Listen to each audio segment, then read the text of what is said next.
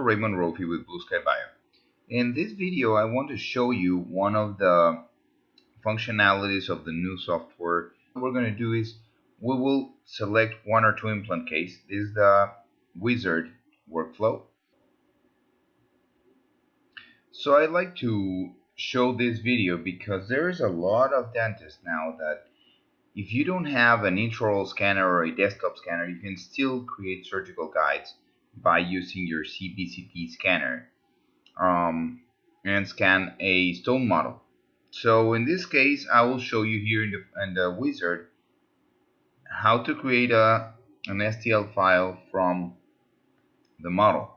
Okay, so here for example, we will use a model CT and we'll be using the Blue Sky Bio fully guided surgical kit for this case.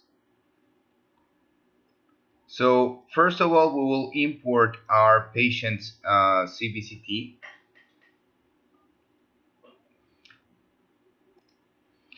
Once that we have the CBCT of our patient, then we just can proceed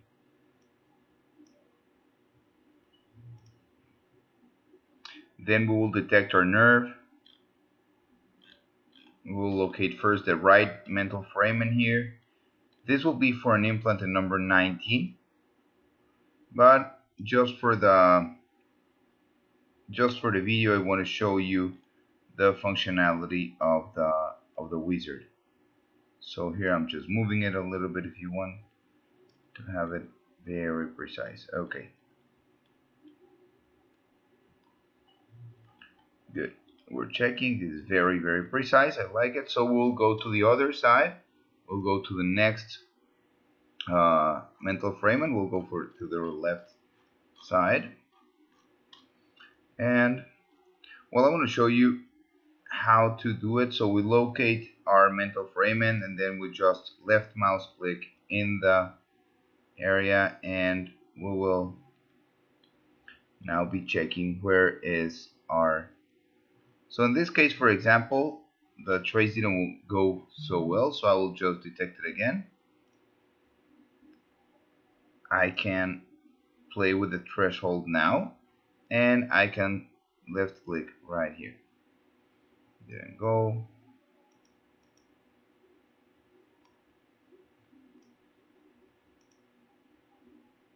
There you go. Now it's way better, and even though it's not perfect, I can now just change the positioning. Here, for example, I'll go to the most posterior part. And from there, I will come to the most anterior part. I'll just move the nerve where I see the canal. The canal, I can see it. It's right here, surrounded by the cortical.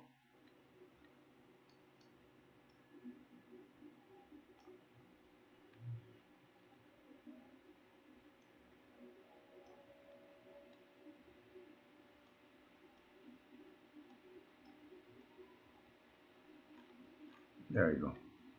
Okay, so now that we have our nerve already in place, then what we'll do is I will just continue.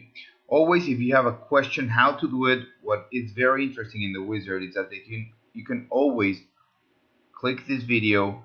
BlueskyPlan now includes automatic and nerve you will detection. have now the narrative on how to proceed in this case. Okay, good. So let's go for the next step. The next step will be bring our patient's model that we took with our CBCT. So here's our patient models. Then we'll just click OK. We have here the upper and the lower model. We'll select the lower model. In this case is for number 19. We click Fix Erroneous Data. And now we will have this image. This is our stone model CBCT that we will convert in a STL model. Okay, so we have this. It's very important to trim all the bases. Okay, so now we have our stone model. Okay, we could even trim more in this case, but we can do it later. as well. Okay, we'll just check that we don't have bubbles in the area that that the guide will be there. For example, these bubbles are common, and you can always play with the threshold in order for you to have a better model.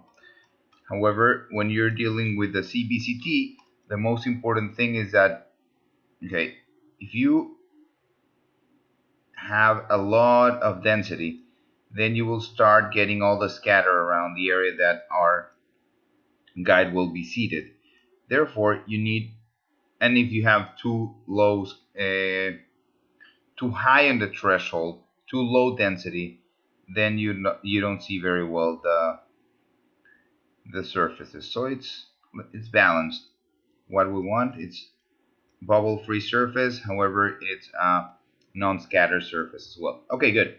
So once that we have this model, I really think here is okay. Once that we have this model, then we'll go next. And for sure, I will be printing this model as well as a surgical guide. So for demonstration purposes, how can this be working? Okay. But now our next step will be aligning our model CBCT, well, now our STL model with the patient CBCT. So we'll use the automatic alignment feature. We'll select mandible and then click OK. Okay, so now we can see that. Okay, so now the alignment has finished. We can always check. I'll check first the 3D model view by zooming in, and I want to see this mesh of the STL model, like salt and pepper with the salt and pepper appearance with the CBCT of our patient. This is a very good indicator that are the cross-sectional views, the tangential views. You have all here the information to have to check that your models are very well aligned. Okay, once that you have this, then you can just go next.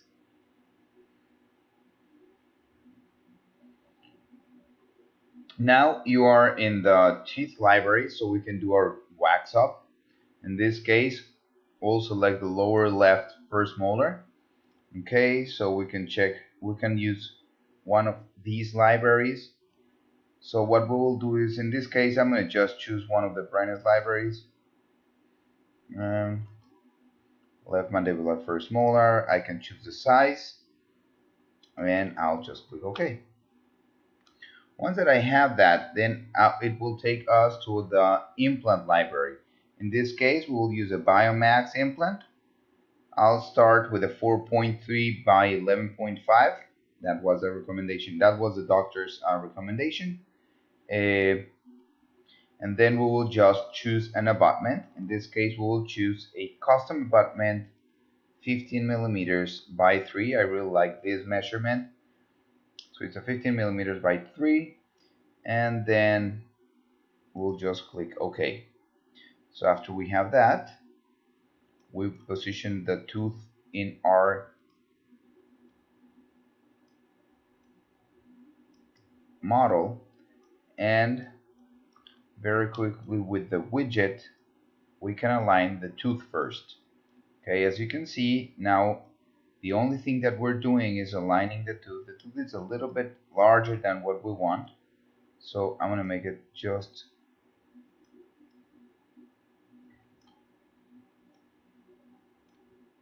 smaller. I'm thinking in the crowns that this patient will receive on the bicuspid and on the other molar. Okay, so here,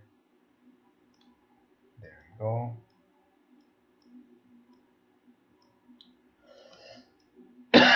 Sorry for that. Okay, good. So once that we have this, we'll check the buccolingual anterior posteriorly. Good. Perfect. Okay, so once that we're happy with our tooth positioning, then we can just click next, and we'll go for the implant position now. Okay, The best implant position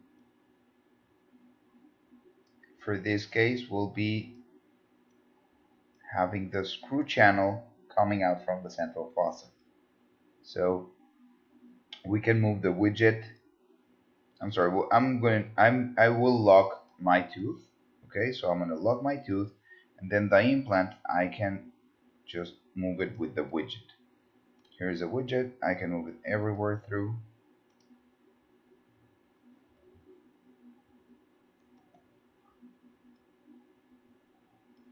I really think that 11.5 in this case is too long, so I will change it for a 10. To do this, I will just right click on my implant and I'm going to click replace. So we will use a 4.3 by 10. This is an ideal case. We could even go for a 5 if you want, but the doctor wanted a 4.3, which I think is very good. Okay, so we'll check everywhere that we have all anatomical references, and that's it. Now we'll go click next. A collision has been detected. Okay, so this error is very common when we're using the BlueskyPlan fully guided keyless kit, and this means that the guide, the brown guide tube that will house the drill or the sleeve and the drill, it's it's colliding with the model. In this case, for example, now the software will resolve automatically and changing the offset from 8 millimeters to 10 millimeters, from 8.5 to 10.5. So now the only thing that the doctor will need to do is, instead of using the drill for the 10 millimeter implant, he will use the drill for the 11.5 millimeter implant, and that's it. As well, in the implant driver, in BlueskyPlan we have a variable height driver where we can change that offset. So let me show it to you really quick. Here in BlueskyPlan and Biomax, we have the variable height driver, which that variable height driver will be really useful in this case. Okay, so for example, here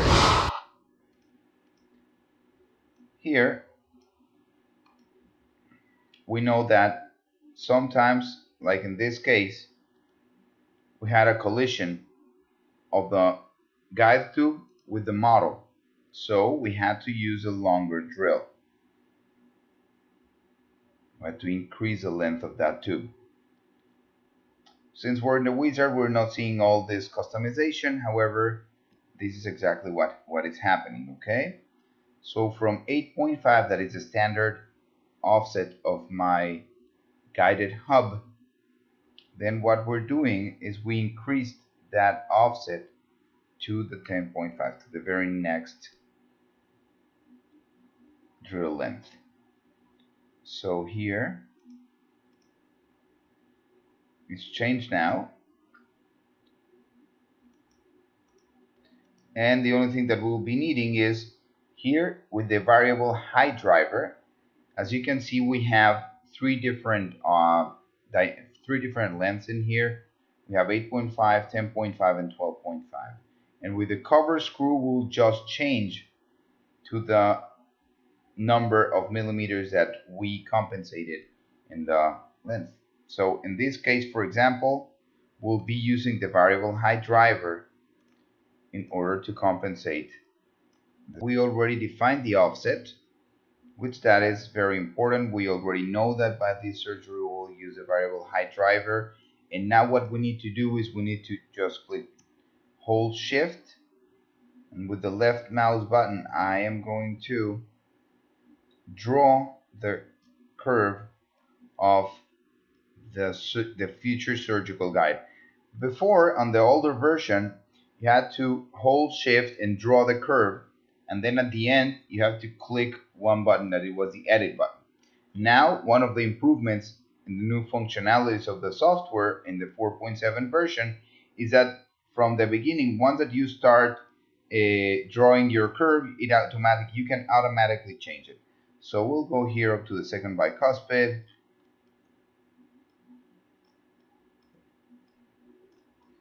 I will go moving through the CEJ everywhere. And there you go. If you want to refine any part, you can just hold shift and redraw, and the software will automatically redraw those parts. Okay, so I am happy with this. Then if you want to add a window, you can right click on the model, so you can add a window. I personally like to place them on the incisal ledges only and then protrude them through the facial so I can see it through at the time of the surgery. Okay, so once that we have this, then we'll just click next. Okay, so now we've finished with the surgical guide fabrication. It was really simple. I really like the new wizard functionality. Good. So I hope you like it, and let's just go to the next step so I can show you. We'll just go to export this one. Okay.